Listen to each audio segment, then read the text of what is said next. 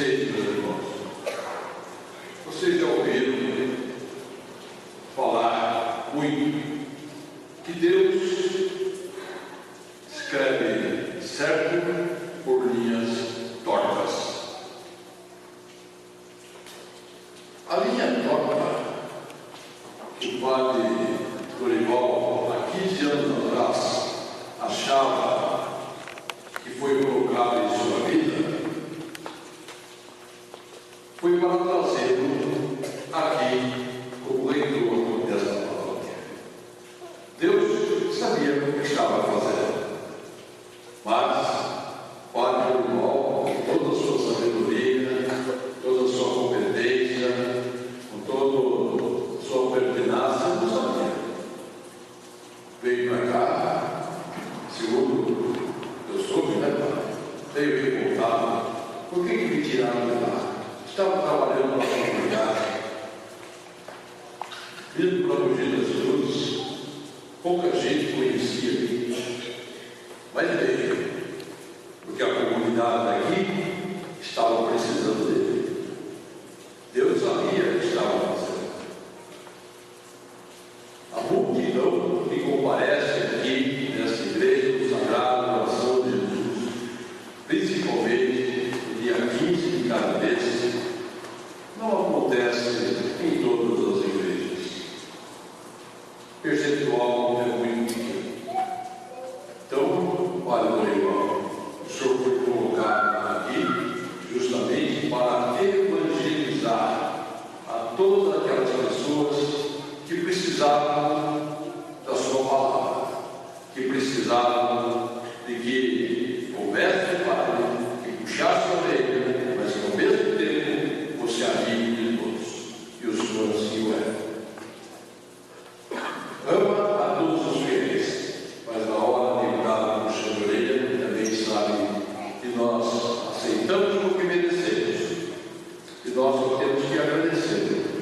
E agradecer a Deus por o Senhor estar aqui, pela amizade que a gente tem, por todo esse tempo aí que o Senhor já está aqui há 15 anos, né? Veja a gama de amigos que o Senhor ganhou, sua paróquia e na cidade, graças ao trabalho de evangelização muito bem feito que o Senhor faz. Que Deus o abençoe e dê muita saúde, muita paz e continue por muitos e muitos anos pregando o Evangelho do Salvador para todos nós. Muito obrigado. Seja feliz.